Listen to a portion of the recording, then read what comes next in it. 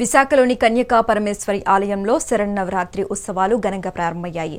అమ్మవారి ఉత్సవ విగ్రహానికి కనక మహాలక్ష్మి ఆలయంలో ప్రత్యేక పూజలు నిర్వహించారు. అక్కడి నుంచి కన్యకా పరమేశ్వరి ఆలయం వద్దకు 108 మంది మహిళలతో అమ్మవారి శోభాయాత్ర చేపట్టారు. అమ్మవారికి 108 ద్రవ్యాలతో ప్రత్యేకంగా అభిషేకం చేశారు. మొదటి రోజు అమ్మవారు బాలా త్రిపుర సుందరిగా దర్శనమిచ్చారు. ఇక ఇదే అంశంపై మరింత సమాచారం విశాఖ నుంచి మా బ్యూరో చీఫ్ భరత్ కుమార్ అందిస్తారు. శ్రీ గౌరీ దేవత అనుగ్రహ ప్రసాద మహా దసరా శరన్నవరాత్రులను పురస్కరించుకొని కన్యకా పరమేశ్వరి ఆలయంలో ప్రత్యేక పూజలు నిర్వహిస్తూ ఉన్నారు. ఈ సందర్భంగా ఆలయంలో ఉన్నటువంటి అమ్మవారిని ప్రత్యేక అలంకరణలో కూడా భక్తులకి దర్శనం ఇచ్చేటటువంటి పరిస్థితి అయితే ఉంటుంది. మొదటి రోజు కావడంతో బాలా త్రిపుర సుందరిగా అమ్మవారిని అలంకరించి భక్తులకి దర్శనమిస్తున్నటువంటి పరిస్థితి మనం విజువల్స్ లో చూడొచ్చు. ఇదే అంశంపై మనతో మాట్లాడేందుకు కుమార్ శర్మ గారు ఉన్నారు, ప్రధాన అర్చకులు. అసలు అమ్మవారికి ఎటువంటి అలంకరణ ఉంటుంది?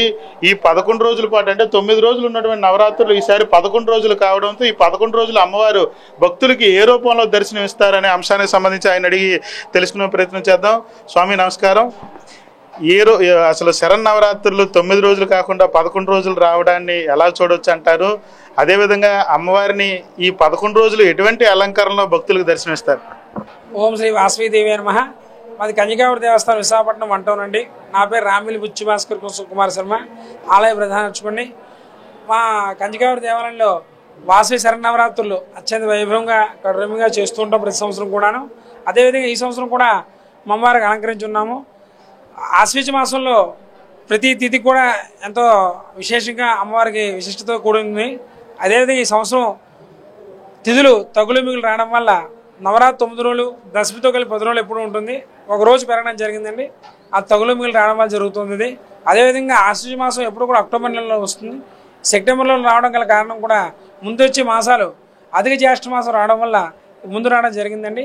కాబట్టి సెప్టెంబర్లోనే మన నవరాత్రులు ప్రారంభం అవ్వడం కూడా విశిష్టమైంది. అదేవిధంగా ఈరోజు ప్రథమ పాడ్యమి నాడు మా అమ్మవారిని బాలా త్రిపుర సుందరిగా అలంకరించున్నామండి.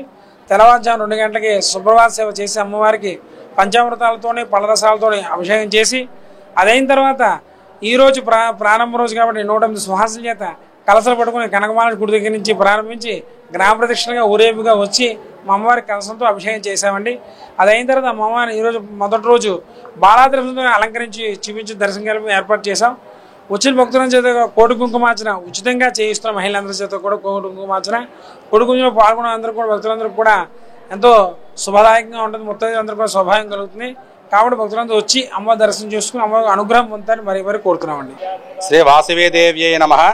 మన విశాఖపట్నంలో విశేషం ఉన్నటువంటి వంటౌన్ ఏరియాలో శ్రీ వాసవి కన్యకా పరమేశ్వరి అమ్మవారి దేవాలయంలో ఈ దేవీ నవరాత్రి సందర్భంగా అమ్మవారికి ఈ 9 రోజులు కూడా 9 రకాల అభిషేకాలు, అలాగే 9 రకాల అలంకారాలు అమ్మవారికి చేయడం జరుగుతుందండి. అలాగే ఈ అమ్మవారికి ప్రతిరోజు కూడా చండీ పారాయణ, అలాగే దేవీ భాగవత పారాయణ, అలాగే బాలా త్రిపుర సుందరి జపం రోజు చేస్తూ ఒక పక్కగా అమ్మవారికి కోటి కుంకుమార్చన మహా కార్యక్రమాన్ని కూడా చేస్తున్నామండి.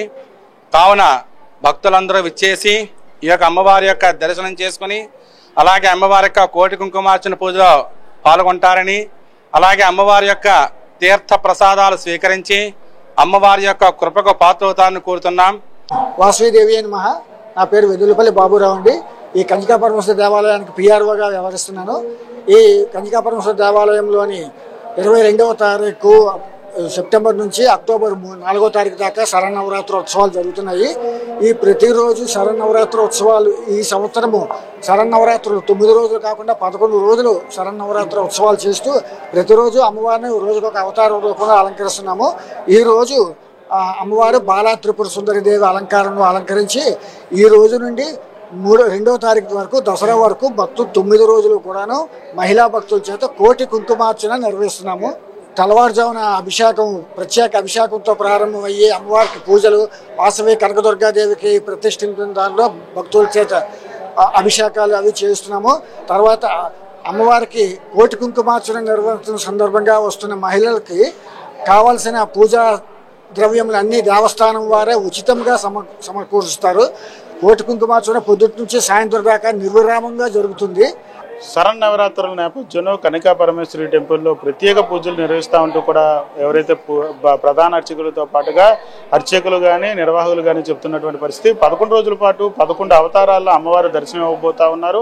31వ తేదీన బంగారంతో పాటుగా విదేశీ మరియు స్వదేశీ కరెన్సీతో అమ్మవారిని అలంకరిస్తూ ఉంటూ కూడా చెప్తున్నటువంటి పరిస్థితి కనిపిస్తూ ఉంది.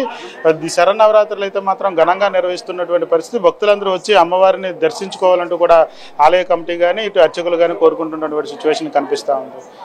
కెమెరా పర్సన్ నారాయణతో భరత్, మెగా 9 టీవీ, విశాఖ నుంచి.